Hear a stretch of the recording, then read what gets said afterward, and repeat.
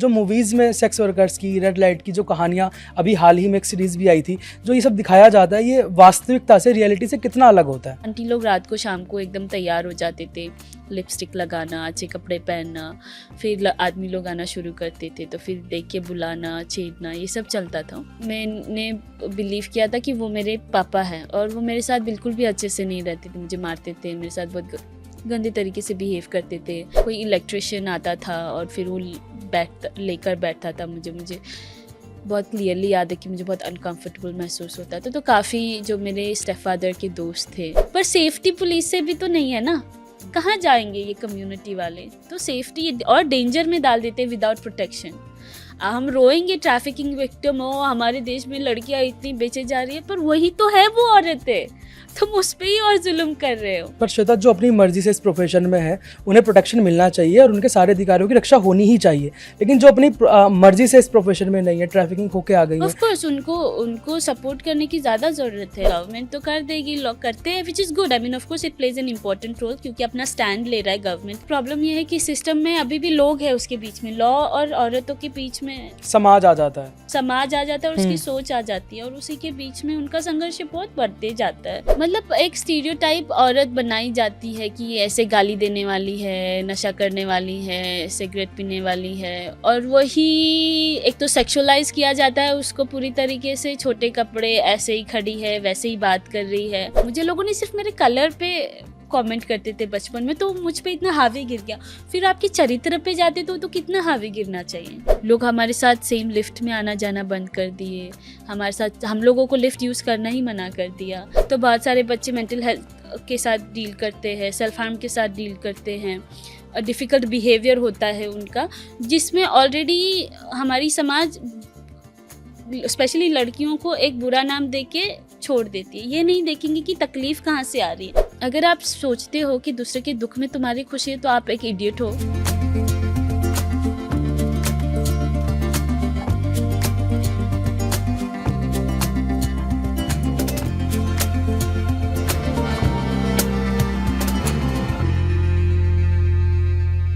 नमस्कार, स्वागत है आपका राष्ट्रीय महिला आयोग के इस पॉडकास्ट नवचेतना में। साथियों, देश ने द्रौपदी से द्रौपदी तक की यात्रा तय की है। हमने महाभारत की असहाय द्रौपदी से लेकर आज राष्ट्रपति भवन में इस देश की बागडोर संभालती हुई माननीय राष्ट्रपति श्रीमती द्रौपदी मुर्मू जी तक का सफर तय करा है। देश की इस विकास यात्रा में बहुत कुछ बदला, मगर एक चीज़ जो नहीं बदली वो है इस देश में सेक्स वर्कर को लेकर देश का नज़रिया, उनकी परिस्थिति और ऐसी चुनौतियां जिनका समाधान आज बेहद ज़रूरी है। और इस कार्यक्रम में आज हम बात करेंगे उन्हीं सभी समस्याओं के बारे में। और आज इस कार्यक्रम में बात करने के लिए हमारे साथ मौजूद हैं श्वेता। स्वागत है श्वेता आपका इस कार्यक्रम में। Thank you. मेरा पहला सवाल आपसे श्वेता यही रहेगा, कैसा रहा आपका बचपन और कैसा एनवायरनमेंट आपने इस दौरान देखा? आई थिंक मेरा बचपन जो मैं सोचती थी जैसे था पहले और अभी मैं उसको जब रिफ्लेक्ट करती हूँ तो काफ़ी अलग समझ आता है। तो मैं एक रेड लाइट एरिया में पली बड़ी हूँ, कमाटीपुरा। उसके पास में एक छोटा सा रेड लाइट एरिया है, पिला हाउस करके। कमाटीपुरा काफ़ी बड़ा था। तो वहीं पर मेरा जन्म हुआ और मैं वहीं पे पली बड़ी। तो मेरे लिए वो तो काफ़ी नॉर्मल था, मैंने कभी ऐसे नहीं सोचा ओ ये क्या चल रहा है, वैसा क्या चल रहा है। ऑफ कोर्स जब मैं बड़ी होने लग गई, जब मैं लोगों के नज़रों से फिर मैं अपनी कम्युनिटी को समझ पा रही थी, पर उसके पहले तो मुझे काफ़ी नॉर्मल लगता था। मेरी माँ थी, मेरी बहनें थे, मेरे आंटी लोग थे जिनके साथ मेरे काफ़ी नज़दीकी थी। ऑफ कोर्स शाम को थोड़ा सा अजीब सा इन्वायरमेंट हो जाता था। जो आदमी लोग बाहर से आते थे वो अजीब नज़रों से देखते थे, या उसी टाइम पे ऐसे लगता था कि थोड़ा डरावना है। बाकी पूरा दिन तो एक दूसरे के साथ ही चला जाता था, कट जाता था, तो मुझे कभी अनसेफ नहीं महसूस हुआ। पर हाँ, तो काफ़ी औरतें, मतलब इतना ही दिखता था कि पर्दे के पीछे कुछ हो रहा है, क्योंकि एक रूम होता था जिसमें काफ़ी पलंग बोलते हैं जिसको, कॉट्स, वो होती है, वो अलग होती थी। और आंटी लोग रात को शाम को एकदम तैयार हो जाते थे, लिपस्टिक लगाना, अच्छे कपड़े पहनना, फिर आदमी लोग आना शुरू करते थे तो फिर देख के बुलाना, छेड़ना, ये सब चलता था। और ऑफ कोर्स फिर वो उनको लेके पर्दे के पीछे चले जाते थे। जैसे ही शाम होती थी हमको बहुत स्ट्रिक्टली बोला जाता था कि बाहर नहीं निकलना है, तो बहुत प्रोटेक्शन था फ्रॉम फैमिली, जो भी आसपास की कम्युनिटी के लोग थे। मेरा बचपन तो पर्सनली ऑफ कोर्स मतलब सेक्सुअल अब्यूज़ था बचपन में, और काली होने के कारण बहुत सारा नेगेटिव सेल्फ इमेज था मेरा खुद का, तो वो सब के लिए अराउंड ही मैं थी। And I was not very, मतलब मैं इतनी खुश बच्ची नहीं थी जब मैं पल रही थी। तो श्वेता, जब हम चाइल्ड अब्यूज़ की बात करते हैं ना, जैसा आपने बताया अब्यूज़ आपका हो रहा था, तो हम अक्सर देखते हैं कि बहुत नज़दीक का कोई इंसान वो अब्यूज़ कर रहा होता है। आपके केस में कैसा था? हाँ, तो जो आसपास के जो पहचान के जो जिसको, बिकॉज फॉर एग्जांपल आप अपने बच्चों को उन्हीं के पास, नॉट ऑफन, बहुत सारे टाइम पे स्ट्रेंजर्स भी होते हैं ऑफ कोर्स, पर ज़्यादातर आप अपने बच्चों को किसी जान पहचान वाले इंसान के पास ही खेलने देते हो या बैठने देते हो। तो मेरे साथ भी ऐसी सिचुएशन था। मैं तो बहुत छोटी थी, मुझे याद भी नहीं है। कोई इलेक्ट्रिशियन आता था और फिर वो लेकर बैठता था मुझे बहुत क्लियरली याद है कि मुझे बहुत अनकंफर्टेबल महसूस होता था। तो काफ़ी जो मेरे स्टेपफादर के दोस्त थे वो, और हाँ, तो वो जान पहचान वालों से ही हुई थी। स्टेप फादर, मैं और मेरी 2 बहनें हैं, मैं सबसे बड़ी हूँ उनमें से। तो ज़्यादा मेरे पूरी लाइफ मैंने बिलीव किया था कि वो मेरे पापा हैं, और वो मेरे साथ बिल्कुल भी अच्छे से नहीं रहते थे, मुझे मारते थे, मेरे साथ बहुत गंदे तरीके से बिहेव करते थे। तो मुझे बहुत बुरा लगता था ऑफ कोर्स, और कहीं ना कहीं पता था कि कुछ तो हमारा रिश्ता है नहीं, ऐसे लगता था, क्योंकि वो झगड़े में मम्मी को बार बार ताना मारते थे। फिर कुछ साल बाद जब मैं क्रांति जो संस्थान ने मुझे हेल्प की उसमें आई, तो मेरे पासपोर्ट बनाने के टाइम पे मेरे बर्थ सर्टिफिकेट की ज़रूरत थी। तब मुझे पता चला, जब क्योंकि नाम अलग थे, ऐसा वैसा कोई कुछ कारण की वजह से वो बात बाहर आई कि वो मेरे पापा नहीं, मेरे पापा कोई और थे।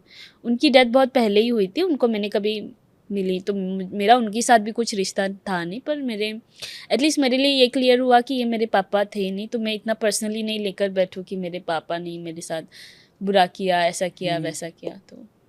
तो मतलब अधिकतर क्या ऐसा होता है सेक्स वर्कर्स के बच्चों के साथ कि उन्हें अपने बायोलॉजिकल फादर के बारे में नहीं पता होता?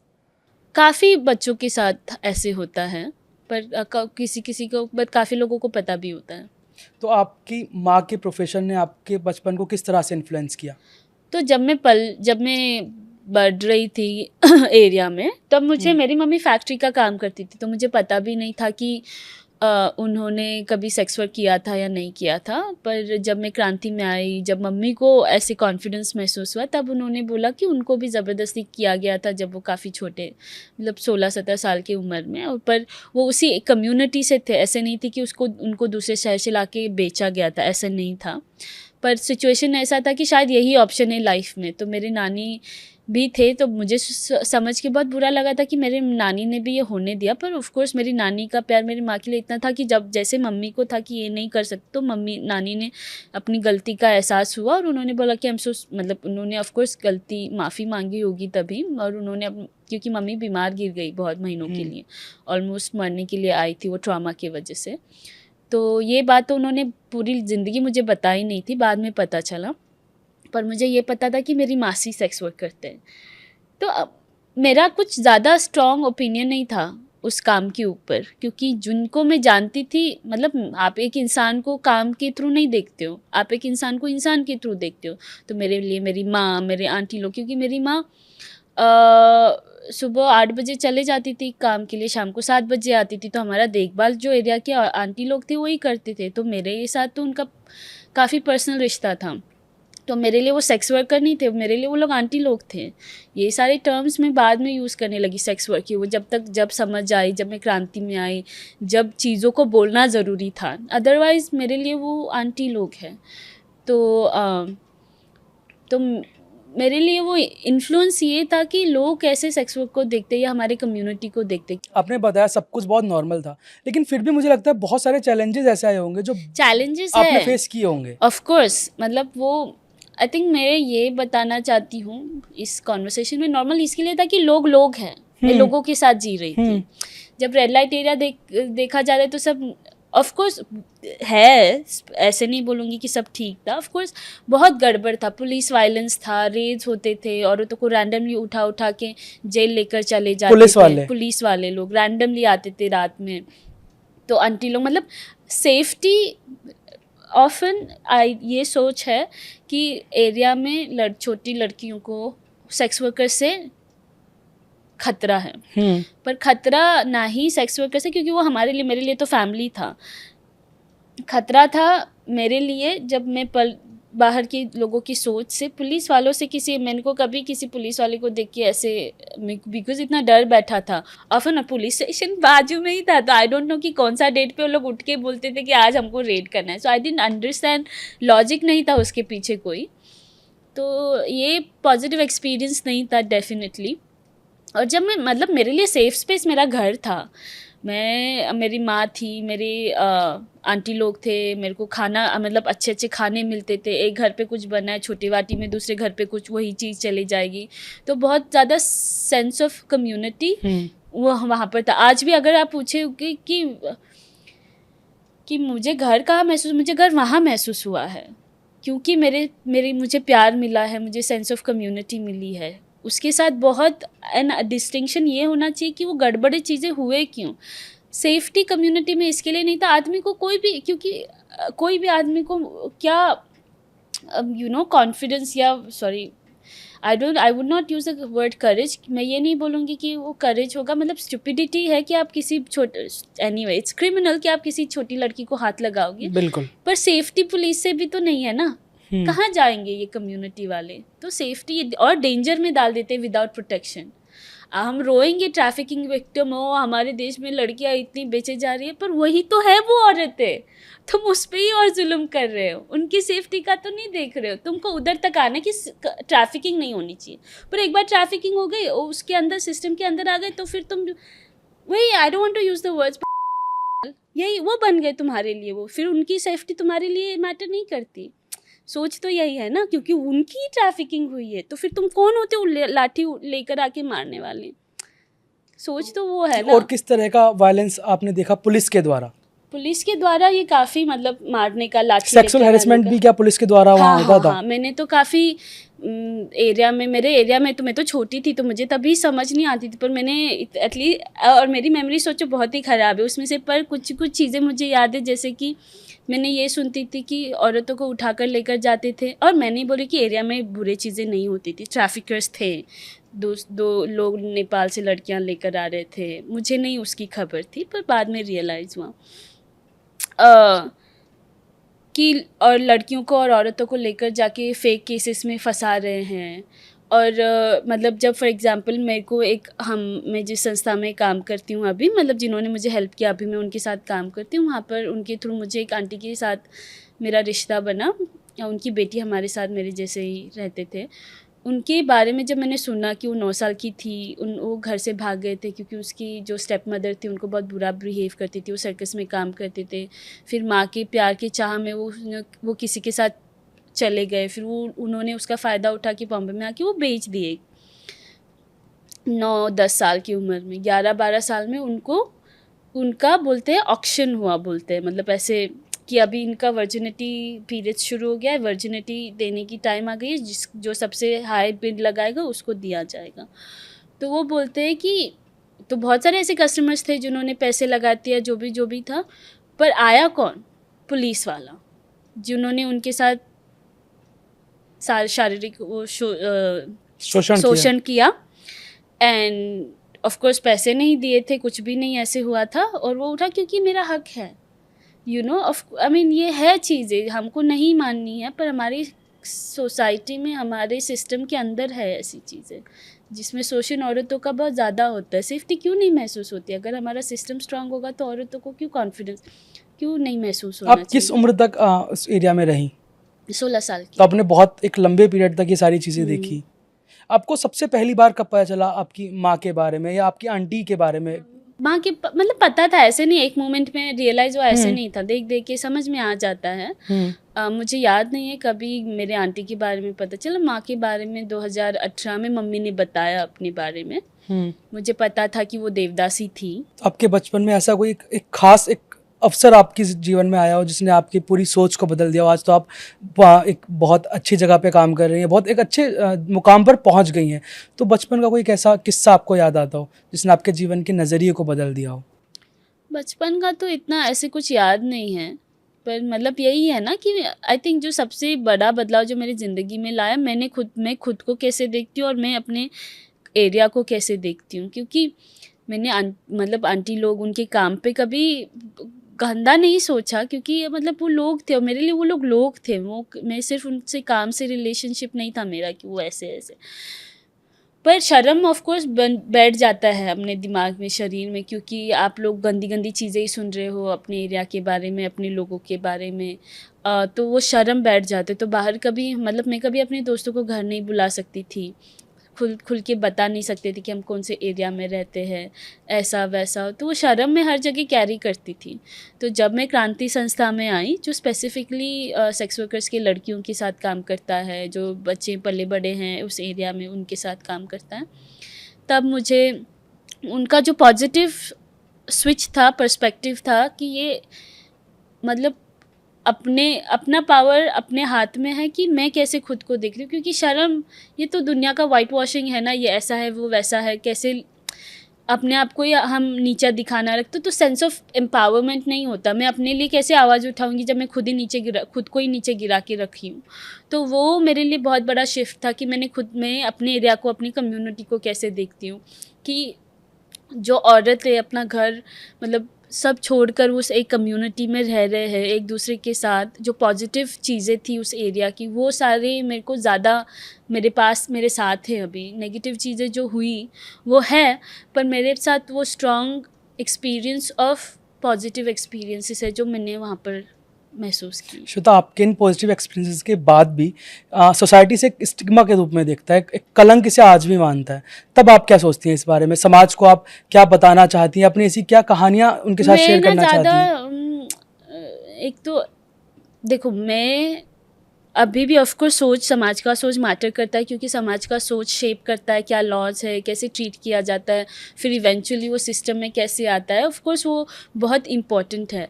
पर एक बात मैंने बहुत मतलब सीखी मेरे लाइफ में, ये कि मैंने अपने लिए सीखी और आई थिंक बहुत लोगों को ये सीखना बाकी है कि मुझे उन लोगों को पावर ही नहीं देना जिनकी सोच इतनी छोटी और नीची है। जी। मतलब उनको क्यों मैं इतना इम्पोर्टेंस दूँ जो अपने आप के ऊपर निकल ही नहीं आ रहे, और जो दूसरों का दुख और दूसरों का सिचुएशन नहीं समझ पा रही हूँ, वो मेरे लिए नीचे हैं। वो मेरे मैं उनको इम्पोर्टेंस नहीं देती। तो मुझे ऑफ कोर्स सिस्टम चेंज करने के लिए वो बहुत ज़रूरी है, क्योंकि उसका इम्पैक्ट है, वो सोच का बहुत बड़ा इम्पैक्ट रहता है। पर मेरे लाइफ में, मेरे नज़र में वो ऊपर नहीं है। मतलब वो कहीं पे भी ऊपर नहीं है। वो अपने आप को ऊपर मानते जो भी ऐसा सोच रखते हैं, पर एक्चुअली आप बहुत दिमाग से गरीब हो, दिल से गरीब हो। तो मेरे लिए उन इतनी इम्पोर्टेंस नहीं है। आपकी शिक्षा ने आपको पंख दिए हैं कि आप समाज के सारे दायरों को लांघ सकती हैं। मैं जानना चाहता हूँ आपकी शिक्षा के बारे में कि आपकी कहाँ से पढ़ाई हुई, आपने कहाँ से अपनी 12th करी, आपकी ग्रेजुएशन कैसे हुई और फिर कमाठीपुरा से न्यूयॉर्क तक का आपका सफ़र कैसा रहा? तो जब मैं 10वीं तक का मराठी मीडियम में पढ़ी थी, फिर सडनली 11वीं 12वीं इंग्लिश में हुआ। तो तब मेरे लिए ऑफ कोर्स बहुत डिफ़िकल्ट था, और उस मोमेंट पे मेरा बहुत बुली होता था मेरे स्कूल में बिकॉज़ ऑफ माय कलर। तो और शेम बहुत था मेरे अंदर, तो मुझे बहुत डर लगता था क्लासरूम में उठ के बात करने के लिए। तो मैं क्लास जाती नहीं थी। तो नहीं जाने के कारण जब 12वीं आई तो मुझे बहुत डर लगने लग गया कि अभी मेरी ज़िंदगी का क्या। उसी हलचल के टाइम पे मैंने जो हमारी कम्युनिटी संस्था थी अपने आप करके उनको बताया कि मुझे मेरे घर के वातावरण में अभी नहीं रहना। मेरे पापा बहुत, अब मेरे स्टेप फादर बहुत अब्यूज़िव है, मतलब बहुत डिफ़िकल्ट हो जाता है। तो तभी क्रांति शुरुआत हुई थी, 1 साल हुआ था तभी, तो उन्होंने मुझे क्रांति को रेफ़र किया। तो जब मैं क्रांति गई तो क्रांति में मुझे वो सारी चीज़ें मिली जो मुझे पहले नहीं मिलती थी। फॉर एग्ज़ाम्पल, मुझे पढ़ने का बहुत शौक़ रहा है हमेशा से, पर बुक्स अवेलेबल नहीं थी, सिर्फ स्कूल के टेक्स्ट बुक्स ही अवेलेबल थे। तो जब मम्मी मुझे बाज़ार भेजती थी कुछ सामान लेकर आने, और लेकर आते थे और मम्मी बना के जो भी चलेगा और मुझे साफ़ करना पड़ता था, तो मैं वो न्यूज़पेपर खोल के पढ़ती, जो भी जिसमें कोत्मीर जो भी मिलता है, धनिया रैप करके जिसमें भी आता है वो ओपन करके मैं वो पढ़ते रहे, but because lack of access नहीं था हमारे पास बुक्स के लिए। तो जब मैं क्रांति गई पूरा एक रूम था फुल ऑफ बुक्स, तो मैं बहुत पढ़ने लग गई, मेरा बहुत इंटरेस्ट हुआ। तो जब मैं 12th में थी तब मैं एक्चुअली तभी मैं आई थी, 12th के बीच में ही मैं क्रांति चली गई, और मैं एग्ज़ाम्स प्रिपेयर करने के छोड़ के मैं हैरी पॉटर बुक्स पढ़ती थी। अंग्रेज़ी में बहुत कम आती थी, फिर भी इतना ये इंटरेस्ट और इंथुजियाज़म था कि मैं पढ़ लेती थी जैसे तैसे। तो जब उन्होंने क्रांति में देखा कि इतना इंटरेस्ट है, इतना मतलब पढ़ने की इच्छा है, तो और उनको पता था कि जिस तरीके से मेरे को मार्क्स मिले हैं 12th स्टैंडर्ड में, उससे तो मुझे अच्छे स्कूल में तो इंडिया के अच्छे यूनिवर्सिटीज़ में तो एडमिशन नहीं मिलेगा। Of course lack of proper education, मतलब प्रॉपर एजुकेशन होता नहीं था। मुझे तो आधे से ज़्यादा पढ़ाई भी याद नहीं है जो मैंने स्कूल में पढ़ी होगी। तो उसी के वजह से रॉबिन जो फाउंडर है क्रांति की, रॉबिन चौरसिया, वो इंडियन अमेरिकन है। तो उन्होंने, उनकी मम्मी पापा इंडियन है, वो अमेरिका में उनका बर्थ हुआ और वो वहीं पे पली बढ़ी है। तो उन्होंने बोला कि मुझे पता है कि अमेरिकन एजुकेशन सिस्टम बहुत ओपन है, हम तुम्हारे लिए वहाँ अप्लाई करेंगे तो वो आपको एक्सेप्ट करेंगे आपकी डिफ़िकल्टीज़ के साथ। तो उन्होंने अप्लाई किया, मुझे फुल ट्यूशन स्कॉलरशिप मिली और फिर मैं वहाँ गई न्यूयॉर्क 2013 में। तो मैं न्यूयॉर्क का सफ़र आपसे जानूंगा, लेकिन उससे पहले आप मुझे ये बताइए, जब आप 12th में थी तब आपका क्या सपना था कि आपको फ्यूचर में क्या बनना है? सपना तो क्या होता है, मतलब जितना छोटा मोटा आप जानते हो उसमें से एक टिक कर लेते हो। एटलीस्ट इन माय एक्सपीरियंस मेरा वो था। फॉर एग्जांपल जब रॉबिन मुझे मिलने आई थी तब उन्होंने मुझे पूछा तुमको क्या बनना है, तो मैंने उनको बोला था चार्टर्ड अकाउंटेंट।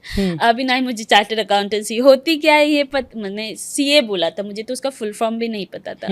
तो बिकॉज मैं कॉमर्स कर रही थी और वही शब्द यहाँ वहाँ फेंका जाता था, तो मैंने वो पकड़ लिया। सो तभी मेरे कुछ सपने तभी थे नहीं इतना ज़्यादा। तो न्यूयॉर्क में आपने किस चीज़ की पढ़ाई की? मैं पढ़ने गई थी साइकोलॉजी। फिर मैं जब वहाँ पर गई तो काफ़ी तकलीफ़ हुई। मैंने 1.5 साल वहाँ पर पढ़ाई की, फिर 1.5 साल के बाद मैंने न्यूयॉर्क से जो कॉलेज में था मैंने छोड़ दिया। 1.5 साल के बाद 2015 में मैं घर आ गई थी। पर मैं साइकोलॉजी के लिए प्रिपेयर कर रही थी और जो मेरा एक्सपीरियंस था वहाँ पर उसने ऑफ कोर्स मुझे काफ़ी शेप किया, बिकॉज़ मेरा कॉलेज बहुत बहुत बहुत बढ़िया था, पर बहुत रिगरस था और बहुत इंटेलेक्चुअल था, और जो जिसके लिए मेरा प्रिपरेशन ऑफ कोर्स नहीं हुआ था, बिकॉज आई बेयरली न्यू इंग्लिश तभी। तो पर आई न्यू कि अगर मैं टिकती तभी तो मैं कर पाती, बट मेरा मेंटल हेल्थ भी इतना गड़बड़ था, जो भी बचा था ट्रॉमा, जो भी दबा दबा के रखा था इतने साल से, अभी वो निकल के सब फूट के एक के बाद एक आ रहा था।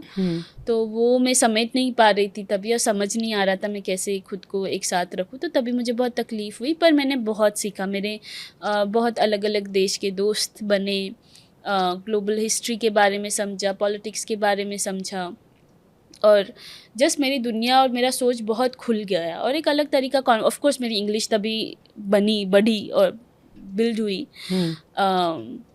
सोशल स्किल्स बने तभी, तो काफ़ी मतलब मेरी दुनिया बहुत बड़ी हो गई तभी। तो न्यूयॉर्क कमाटीपुरा से कितना अलग था? आई थिंक देखो, कमाटीपुरा तो फिर भी घर था मेरे लिए, और न्यूयॉर्क है। मुझे बहुत सीखने मिला और बहुत बढ़ने मिला आगे, और उसके लिए मैं बहुत खुश हूँ। तो इस न्यूयॉर्क की यात्रा में आपको कोई कमाटीपुरा का ऐसा चेहरा याद आता है जिसने आपको मदद करी हो, आपको मोटिवेट किया हो कि आपको ज़िंदगी में कुछ अलग करना है? आई थिंक बहुत सारे लोग, ऑफ कोर्स मेरे लाइफ में जो भी सबसे बड़े इन्फ्लुएंस रहा है वो सब औरतें रही हैं, मेरी माँ और बहुत सारे लोग। पर एक दीदी थी वहाँ पर, जो मेरी, तो हम सेम बिल्डिंग में रहते थे, और उनका ब्रॉथल पहले माले पे था, और वो वहाँ पर एज अ सेक्स वर्कर काम करते थे। और मुझे स्कूल जाना बिल्कुल पसंद नहीं था, और मैं काफ़ी आलसी थी एज अ किड, तो मुझे कुछ काम करना भी नहीं पसंद था, स्कूल जाना भी नहीं पसंद था। तो और स्कूल जाना पर्टिकुलर रीजंस की वजह से नहीं पसंद था, कलर पे छेड़ा जा रहा था, टीचर मारती थी, मतलब कुछ एक्चुअली एक्साइटिंग नहीं था स्कूल में कि जाके मैं पढूं। तो तभी वो मुझे बहुत बोलते थे कि पढ़ाई करके ही तुम आगे बढ़ पाओगी, नहीं तो नहीं आगे बढ़ पाओगी, देखो हमारा क्या हुआ है। तो वो अपनी कहानियाँ मुझे बताती थी, और मुझे उनसे पता नहीं क्यों बहुत लगाव था। वो किसी और को प्यार करती तो मुझे बहुत जलन होती थी। तो वो बहुत, मतलब मेरे लिए वो बहुत सुंदर थी, मुझे बहुत सुंदर दिखते थे वो। मुझे अभी भी अब पता नहीं वो कहाँ है, हमारा कनेक्शन नहीं है अभी, पर मुझे ऐसे लगती थी वो दुनिया की सबसे सुंदर औरत है, और बहुत मतलब बहुत प्यारी थी। मुझे पता है कि अभी भी मुझे पता है कि वो बहुत, उनका एक एक्सपीरियंस बहुत डीप था, मतलब वो बहुत सोचती थी ज़िंदगी के बारे में, और ऑफ कोर्स स्ट्रगल कर रही थी क्योंकि उनकी ज़िंदगी जो अभी उनको वहाँ पर बहुत डिफ़िकल्ट हो रहा था। तो फिर वो सिचुएशन के साथ खुश नहीं थी, तो उन्होंने मुझे काफ़ी पढ़ाई के लिए पुश किया कि नहीं तुमको पढ़ना ही पड़ेगा, और मुझे डांटती थी, थोड़ा देती भी थी कभी कभी। तो अभी आप तो सेक्स वर्कर और उनके बच्चों के लिए काम करती हैं, उनके उत्थान के लिए काम करती हैं। इसकी प्रेरणा आपको कहाँ से मिली? आई मीन मेरे खुद के लाइफ से ना, कि मुझे, और क्योंकि देखो आई थिंक क्रांति ने जो किया वो ये दिखाया है कि हर बच्चे में पोटेंशियल है, चाहे वो किसी कम्युनिटी से भी आए, और स्पेशली अगर हमारी कम्युनिटी से आते, क्योंकि इतने इतने संघर्ष के बाद, इतने ख़राब बर्ताव सोसाइटी के बाद भी, और इन बच्चों में, मेरे जैसे बच्चों में इतनी काबिलियत है कि वो आगे अपने अपने क्योंकि बहुत लोगों का बहुत ट्रॉमा होता है, स्पेशली मतलब ये स्टिग्मा इतना हावी पड़ जाता है माइंड पे कि वो खुद को आपको आगे नहीं बढ़ पाता, चाहे आपको कितना भी आता हो, क्योंकि शर्म बैठ जाती है, आप खुद को बहुत कम मानते हो। तो जब वो उभरने के लिए ऑफ कोर्स रिसोर्सेज पहले थे नहीं, तो जब क्रांति ने वो रिसोर्सेज मेरे लिए बनाए, वो सिचुएशन, वो इन्वायरमेंट मेरे लिए क्रिएट किया, तब हमने अपना पोटेंशियल देखा। अब क्रांति की हर बच्ची ऐसे ही काम करती है जहाँ पर वो किसी और को इंस्पायर करे, आगे बढ़ के अपने पैर पे खड़े होके अपने और लोगों को मतलब अपने ज़िंदगी खुद बनाने की। आप सेक्स वर्कर्स के बच्चों के लिए काम करती हैं, लेकिन आप सेक्स वर्कर्स के लिए भी काम करती हैं?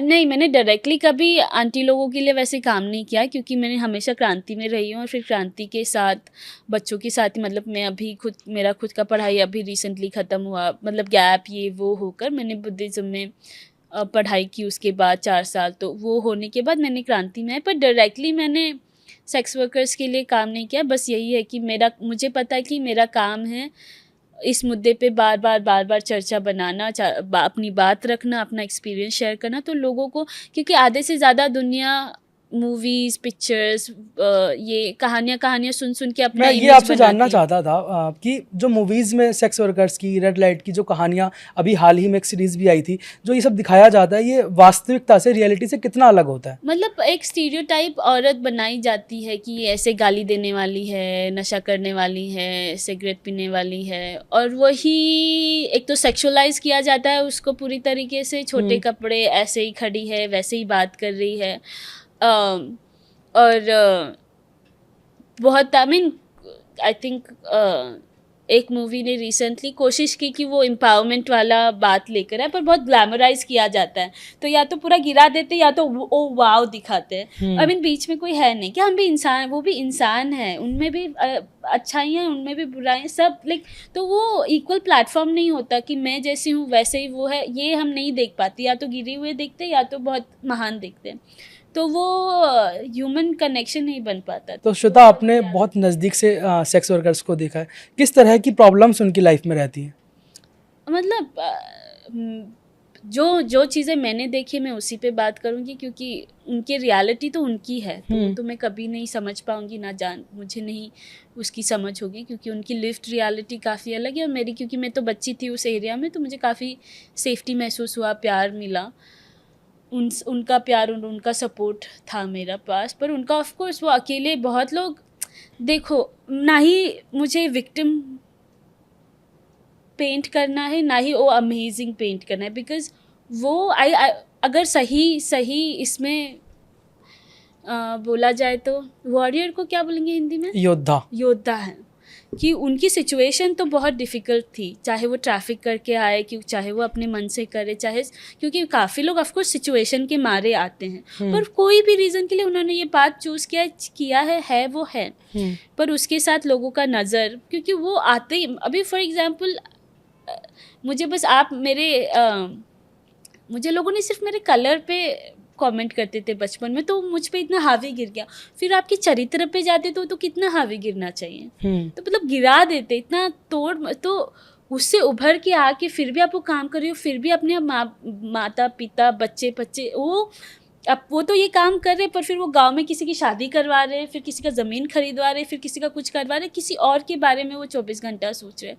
तो वो मेरे लिए वो एक उसके लिए योद्धा के सिवाय मेरे लिए और कोई शब्द नहीं है, क्योंकि मैंने तो उसी रूप में देखा है। वो बहुत लड़ते हैं। जैसे मेरी माँ, मेरे जो स्टेप फादर थे वो बहुत नशा करते थे, तो मम्मी सुबह उठ के काम पे जाती थी, हमें नाश्ता वाश्ता करवा के सुबह काम पे जाती थी, शाम को आती थी। मेरे स्टेप फादर काम नहीं करते थे, घर आते थे, झगड़ा करते थे।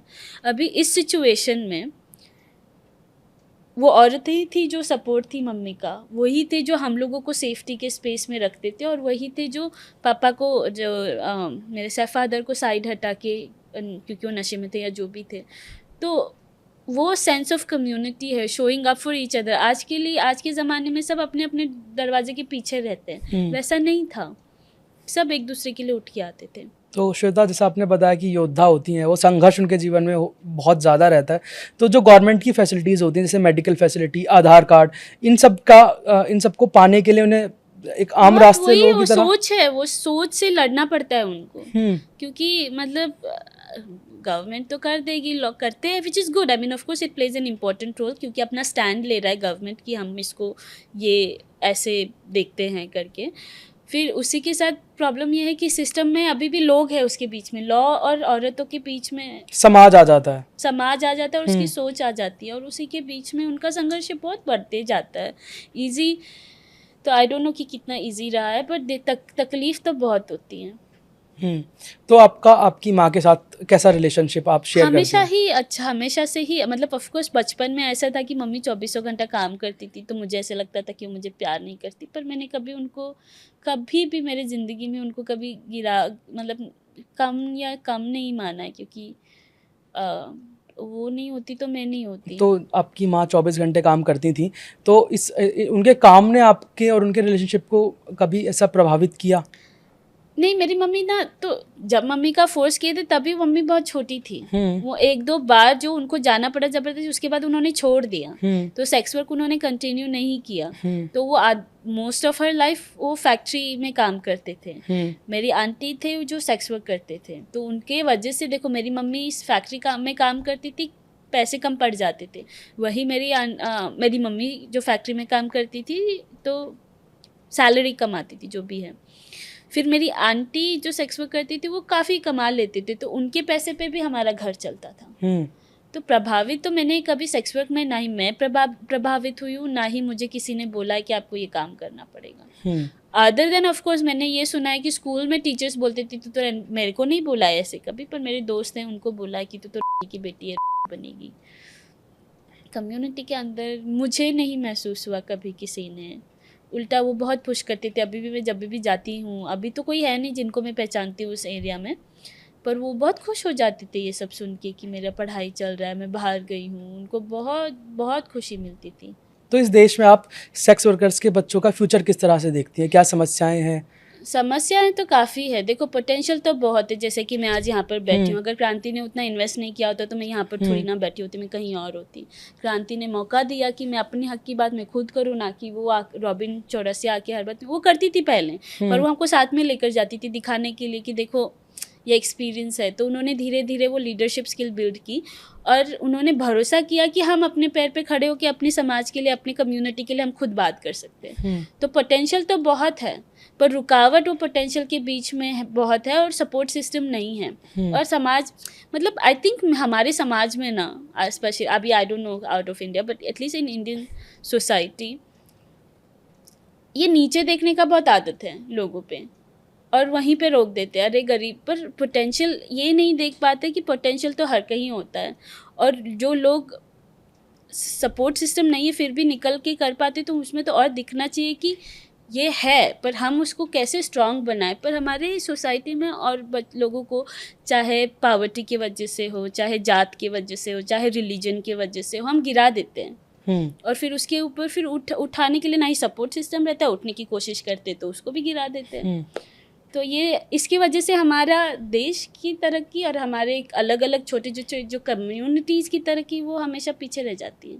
तो आपको क्या लगता है, समाज को अपनी सोच बदलनी चाहिए, या क्या ऐसे बदलाव सरकार को करने चाहिए कि चीज़ें आपके लिए आसान हो जाएं? समाज में तो ऑफ कोर्स बदलना चाहिए। अभी आई डोंट नो कि गवर्नमेंट का मतलब मैंने कभी इतना ये, क्योंकि हमने हमेशा आउट ऑफ द सिस्टम कोशिश किया है लेकर आने का। हम ज़्यादातर बच्चों को हम अब्रॉड पढ़ाते हैं। नॉर्मल स्कूल में भी जब अगर पर्सनल रिलेशनशिप है तब हमारे बच्चे आगे पढ़ पाते हैं। अगर पर्सनल रिलेशनशिप नहीं है, वो जैसे प्रिंसिपल के साथ हमारे पास जब अब हम हिमाचल में रहते हैं और हमारी एक बहुत अच्छे प्रिंसिपल के साथ एक बहुत अच्छा रिश्ता बना है जो हमारे बच्चों को समझ सकती हैं। तो कैपेसिटी बिल्डिंग बहुत होनी चाहिए, बिकॉज बहुत सारे हमारे बच्चे ट्रॉमा से आते हैं। मैं भी काफ़ी ट्रॉमा से आई हूँ, मेरा भी मेंटल हेल्थ स्ट्रगल बहुत रहा है, सेल्फ इमेज, शेम, वो सब बहुत रहा है उसके आगे, और स्पेशली अब्यूज़। तो बहुत सारे बच्चे मेंटल हेल्थ के साथ डील करते हैं, सेल्फ हार्म के साथ डील करते हैं, डिफ़िकल्ट बिहेवियर होता है उनका, जिसमें ऑलरेडी हमारी समाज स्पेशली लड़कियों को एक बुरा नाम दे के छोड़ देती है। ये नहीं देखेंगे कि तकलीफ़ कहाँ से आ रही है, ये बच्चा क्यों ऐसे बर्ताव कर रहा है। चाहे उसके maybe we need to उसके आसपास सपोर्ट सिस्टम क्रिएट करना चाहिए, बट वो सपोर्ट सिस्टम नहीं बन पाता। अभी आई डोंट नो कि क्या government, I can only say कि अपने जो गवर्नमेंट एम्प्लॉयज़ है और जो डायरेक्टली लोगों के साथ काम करते हैं, उनकी कैपेसिटी, कंपैशन, अंडरस्टैंडिंग के ऊपर बहुत काम करना चाहिए कि अलग अलग लोगों के साथ कैसे ट्रीट किया जाए। और अगर जब डिफ़िकल्ट लोग आ रहे हैं तो उनकी डिफ़िकल्ट के पीछे कोई रीज़न है, वो पैदा डिफ़िकल्ट नहीं होंगे कोई आई डोंट नो, बट हमेशा बिहेवियर के पीछे कारण होता है। जैसे हमारे काफ़ी बच्चे अब्यूज़ का, जैसे मैंने शेयर किया, मेरा भी सेक्सुअल अब्यूज़ का हिस्ट्री है। बहुत सारे बच्चे सेक्सुअल अब्यूज़ की हिस्ट्री से आते हैं, तो बिहेवियर कहीं ना कहीं किसी ना किसी कारण की वजह से अलग होता है, पर हम उसको ऑलरेडी टैग लेबल लगा के उसको बुरा बना देते, गंदी लड़की बना देते, उसमें वहीं पे छोड़ देते, उसके आगे हम नहीं बढ़ पाते। एक लड़कियों का भी एक इमेज बना के रखा कि ऐसी ही होनी चाहिए, उसके अलग होगी तो फिर उसको भी गिरा देते हैं। यही है। तो मतलब आपको लगता है समाज को अपनी सोच पे सबसे पहले काम करना चाहिए, लेकिन समाज की इन सारी कड़वी सच्चाइयों में एक सच्चाई और है, वो है ह्यूमन ट्रैफिकिंग। तो जब आप सेक्स वर्कर्स की लाइफ को देखती हैं, तो क्या अधिकतर मैक्सिमम उसमें जो महिलाएं होती हैं वो ह्यूमन ट्रैफिकिंग का शिकार होने के बाद इस प्रोफेशन में आती हैं? हाँ, काफ़ी होते हैं जो सेक्स ट्रैफिकिंग की वजह से आते हैं, पर लोग often sex trafficking and sex work को कंफ्यूज करते हैं। ऑफ कोर्स काफ़ी लोग सेक्स वर्क में एंड करते हैं सेक्स ट्रैफिकिंग की वजह से, बाद में कुछ और ऑप्शन नहीं दिखता है, नहीं समझ में आता है। वो जो भी रीज़न है उसमें रह रहे, वो उनका चॉइस है, वो रह रहे नहीं रहे, जो भी रीज़न है। तो sex trafficking is of course not okay. किसी को भी ज़बरदस्ती उस प्रोफेशन में डालना is not okay, and I think उसके लिए काफ़ी एजुकेशन, एम्प्लॉयमेंट, गांव के एरिया में, मतलब एजुकेशन ना होने पे, एम्प्लॉयमेंट ना होने पे लोग अपना काम ढूंढने के लिए आते थे, क्योंकि गांव में ना ही काम की अपॉर्चुनिटीज़ है, ना ही अर्निंग इनकम है अच्छी। तो ये सब के कारण ही लोग फंसते हैं, ना समझ होने के कारण लोग फंसते हैं। अगर अवेयरनेस और समझ क्रिएट कर पाए तो फिर ऑफ कोर्स ये सारी चीज़ों पे काम किया जाता है। बट यही है कि सेक्स वर्क को जब हम देखते हैं तो उसको सेक्स ट्रैफिकिंग के ही नज़र से देखते हैं, पर औरतें जो ऑलरेडी काम कर रही है, जो ऑलरेडी ये इसमें है, उनकी सेफ्टी के बारे में हम नहीं सोचते। उनको हमारी जो डबल स्टैंडर्ड्स है सोच में, उनको गंदे नाम से हम बुलाएंगे। उन लोग ने ये चॉइस किया है तो तुमको you deserve this kind of treatment, ये ऐसे ही बोल के छोड़ देते, तो उनके आगे पीछे प्रोटेक्शन नहीं होता। पर श्वेता, जो अपनी मर्जी से इस प्रोफेशन में है उन्हें प्रोटेक्शन मिलना चाहिए और उनके सारे अधिकारियों की रक्षा होनी ही चाहिए, लेकिन जो अपनी मर्जी से इस प्रोफेशन में नहीं है, ट्रैफिकिंग होके आ गई है, ऑफ कोर्स उनको सपोर्ट करने की ज़्यादा ज़रूरत है, और उनके लिए सपोर्ट सिस्टम करने की, उनको कैसे निकाला जाए, वो सब के ऊपर ज़्यादा काम करने की ज़रूरत है। पर ये दोनों मिक्स ना किया जाए। ये तो जो बाकी सेक्स वर्कर्स हैं वो किस तरह से इस चीज़ को रोक सकती हैं, ट्रैफिकिंग को? आई थिंक क्योंकि अभी मैंने जितना सुना है ना कि एक्चुअली क्या काम किया है, सेक्स वर्कर्स यूनियंस काफ़ी काम कर रहे हैं, क्योंकि जब एम्पावरमेंट औरतों के बीच में और औरतों में है जो इस एक कम्युनिटी से आते हैं, वो फिर गेट कीपर्स बन जाते हैं कि इस एक कम्युनिटी में कौन आ रहा है, कौन नहीं आ रहा है। तो वहाँ पर उनको समझ में आता है कि जब वो हकदार है अपने कम्युनिटी का, तो वो बता पाएंगे कि नहीं, ये 18 साल के अंदर है, इसको हम ये नहीं ठीक है। और ये हुआ है हमारे देश में। आई थिंक सांगली जो संग्राम कम्युनिटी है, उन्होंने काफ़ी इस पर काम किया है, और उनका तो nation wide sex worker union भी है, तो वो तो काफ़ी काम करते। मैंने तो डायरेक्टली कभी सेक्स वर्कर्स राइट्स पे कभी काम नहीं किया, तो मेरे पास उतना समझ उसके बारे में है नहीं, पर मैंने बहुत सुना है कि जब औरतें अपना पावर खुद लेते हैं अपने चीज़ों का, मतलब बाहर वाले कौन होते हो ना, आपका काम, अभी आपका कैसा काम है, बाहर वाला आके बोलो कि नहीं ये आप गलत कर रहे हो, उनको पता होगा कि आपके साथ क्या चल रहा है, नहीं चल रहा है, आपके काम में क्या सही है, नहीं आप उनको नहीं पता होगा। आप अपने काम के बारे में ज़्यादा ठीक से डिसाइड कर पाओगे। तो वो एम्पावरमेंट, वो उनको वो पावर देने की ज़रूरत है और उसके लिए सिस्टम्स क्रिएट करने की ज़रूरत है। हम वापस से सेक्स वर्कर्स के बच्चों के विषय पर आ जाते हैं। तो आप तो आज बहुत सफल है, आपके दिमाग में ऐसी कुछ और कहानियाँ आती हैं? आपने देखा हो कि सेक्स वर्कर्स के बच्चे बहुत आगे समाज में आ गए हों, बहुत अच्छा काम करने लगे हों?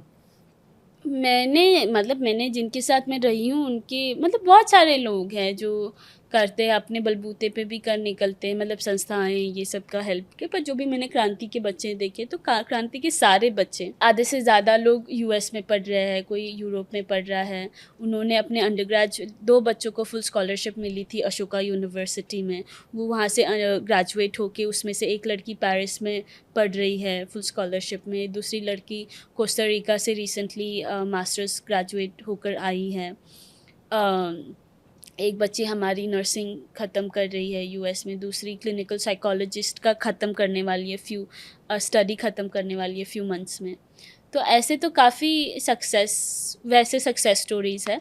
पर आई थिंक मेरे लिए जो सक्सेस मुझे महसूस होता है वो है कि अपनी ज़िंदगी में अपने आप को अपनाना और खुश रहना, एंड आई थिंक वो मुझे क्रांति ने करना सिखाया है। चाहे मैं दूसरे देश गई हूँ नहीं हूँ, फ़र्क नहीं पड़ता, मैंने बड़ी डिग्री ली है नहीं ली है वो फ़र्क नहीं पड़ता, पर क्या मैं अपने आप को अपना रही हूँ, चाहे सोसाइटी कुछ भी बोले, क्या मैं अपने आप का साथ दे रही हूँ ये ज़िंदगी में। बिकॉज़ गिराने वाले तो बहुत लोग आते हैं, तो यही सोच मुझे लगता है कि बदलने की ज़रूरत है। सक्सेस की सही डेफिनेशन हैप्पीनेस है आपके हिसाब से? कि हाँ, मुझे ऐसे लगता है कि मैं खुश हूँ। आप अपने जैसे बाकी बच्चों को जिन्होंने बचपन में चाइल्ड अब्यूज़ फेस करा है, जिन्होंने इन सबको देखा है, इस हालात से निकले हैं, आप उन्हें क्या मैसेज देना चाहेंगी? कि मतलब ये मतलब कुछ आसान तो नहीं होता, जब कुछ चीज़ें हुई होती है वो बहुत हावी पड़ जाती है और वो बहुत भारी होता है, तो मैं तो ये किसी से एक्सपेक्ट नहीं करती कि उससे उठ के तुम आगे बढ़ो, वो बहुत ज़्यादा प्रेशर हो जाता है। पर मैं यही बोलूँ कि खुद का दोस्त बनने की कोशिश करो और खुद को आगे, क्योंकि आप ही आपका सहारा हो। अगर आप अपने आप को अगर आपके साथ ऐसे कुछ हुआ है तो I am really I don't even know the word, but मैं समझ सकती हूँ। आई नो आपको कैसे महसूस हो रहा होगा, आई नो कि आपको अकेला महसूस हो रहा होगा, पर यही मौका है कि अपने साथ अपनी एक दोस्ती बना के आगे बढ़ने का, क्योंकि at the end of the day you are your friend. तुम ही को आगे लेकर जाओगी, नहीं तो आधे से बहुत सारे अच्छे लोग भी होते हैं। मुझे ऐसे समाज की नेगेटिव इमेज नहीं बनाने की, कोई अच्छा चीज़ करता ही नहीं, मतलब बिना रॉबिन के, बिना अच्छे लोगों की जो क्रांति को सपोर्ट करते हैं, उनके बिना मैं यहाँ पर बैठी नहीं होती। तो काफ़ी अच्छे लोग हैं जो कंसिस्टेंट सपोर्ट करना चाहते हैं, पर कहीं ना कहीं हमारा जर्नी हम खुद के साथ ही तय करना पड़ता है, तो हम धीरे धीरे थोड़ा पुश करें। जी, तो श्वेता, आपने एक बहुत बड़े तबके की दशा की बात करी है और यकीनन ये समाज की दिशा बदलेगा। आपने अपने संघर्ष से सुख और पराक्रम से परिवर्तन संभव करा है। आपकी ये कहानी लोगों को ज़रूर मोटिवेट करेगी। आप इस कार्यक्रम में आपका बहुत बहुत आभार। थैंक यू इनवाइट करने के लिए।